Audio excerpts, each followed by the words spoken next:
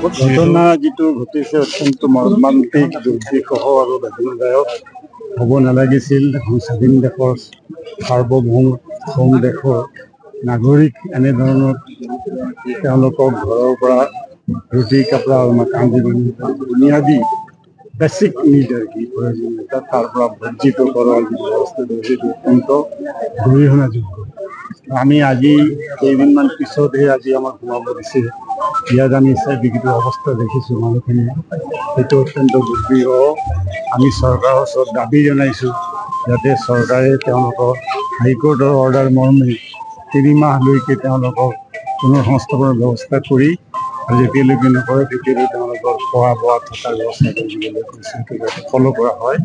এই সম্পৰ্কে আমি আৰু 2টা কেম্প আছে, হাছিলা বিল আৰু এটা কেম্প আছে। আমি চোৱাৰ পিছতে আমি ডিচিৰ লগত বহিম। ইয়াৰ পিছত আমি চিফ মিনিষ্টাৰৰ লগতো বহাৰ ব্যৱস্থা কৰি আছোঁ আৰু গোটেইখিনি বিষয় আমি লিখিত আকাৰে অমিত শ্বাহৰ লগত হোম মিনিষ্ট্ৰীৰ লগত से जमीयत उलमा हिंद और जमीयत उलमा आसाम मौलाना महमूद बदरी साहब और मौलाना बदरुद्दीन अजमल साहब के मशवरे से, मेरा नाम हकीमुद्दीन कासमी है, मैं जमीयत उलमा हिंद के जनरल सेक्रेटरी हूँ।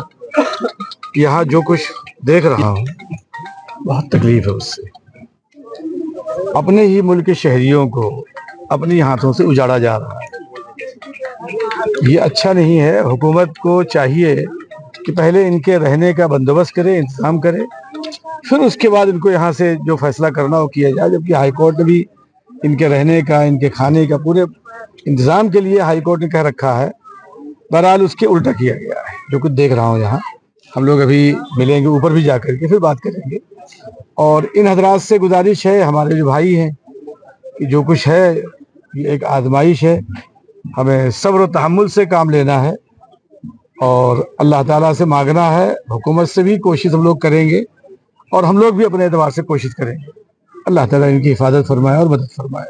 हाफिज़ बशीर अहमद साहब हमारे जमीयत उलमा आसाम के जनरल सेक्रेटरी भी हैं और असम्बली में आप माशाअल्लाह हैं, तो हाफिज़ साहब बात करेंगे सब।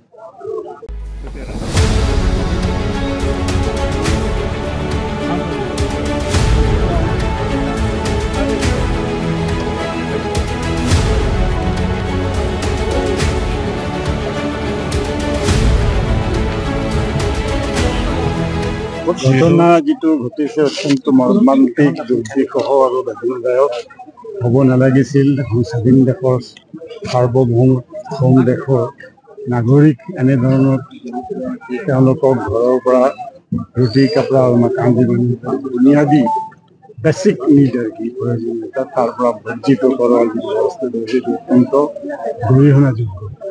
আমি আজি কেইদিনমান পিছতহে আজি আমাক সোমাব দিছে। ইয়াত আমি বিকৃত অৱস্থা দেখিছোঁ মানুহখিনি, সেইটো অত্যন্ত দুৰ্বিষহ।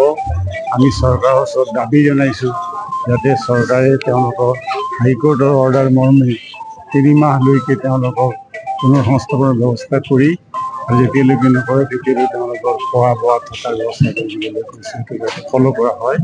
এই সম্পৰ্কে আমি আৰু 2টা কেম্প আছে, হাছিলা বিল আৰু এটা কেম্প আছে। আমি চোৱাৰ পিছতে আমি ডিচিৰ লগত বহিম। ইয়াৰ পিছত আমি চিফ মিনিষ্টাৰৰ লগতো বহাৰ ব্যৱস্থা কৰি আছোঁ আৰু গোটেইখিনি বিষয় আমি লিখিত আকাৰে অমিত শ্বাহৰ লগত হোম মিনিষ্ট্ৰীৰ লগত से जमीयत उलमा हिंद और जमीयत उलमा आसाम मौलाना महमूद बदरी साहब और मौलाना बदरुद्दीन अजमल साहब के मशवरे से, मेरा नाम हकीमुद्दीन कासमी है, मैं जमीयत उलमा हिंद के जनरल सेक्रेटरी हूँ। यहाँ जो कुछ देख रहा हूँ बहुत तकलीफ है उससे। अपने ही मुल्क के शहरियों को अपने हाथों से उजाड़ा जा रहा है, ये अच्छा नहीं है। हुकूमत को चाहिए कि पहले इनके रहने का बंदोबस्त करे, इंतज़ाम करे, फिर उसके बाद इनको यहाँ से जो फैसला करना हो किया जाए। जबकि हाई कोर्ट ने भी इनके रहने का, इनके खाने का पूरे इंतज़ाम के लिए हाई कोर्ट ने कह रखा है। बहरहाल उसके उल्टा किया गया है। जो कुछ देख रहा हूँ यहाँ, हम लोग अभी मिलेंगे, ऊपर भी जा कर के फिर बात करेंगे। और इन हजरात से गुजारिश है, हमारे जो भाई हैं, कि जो कुछ है ये एक आजमाइश है, हमें सब्र और तहम्मुल से काम लेना है और अल्लाह ताला से मांगना है। हुकूमत से भी कोशिश हम लोग करेंगे और हम लोग भी अपने एतबार से कोशिश करेंगे। अल्लाह ताला इनकी हिफाजत फरमाए और मदद फरमाए। हाफिज़ बशीर अहमद साहब हमारे जमीयत उलमा आसाम के जनरल सेक्रेटरी भी हैं اور اسمبلی میں آپ ماشاء اللہ ہیں تو حافظ صاحب بات کریں گے اس وقت.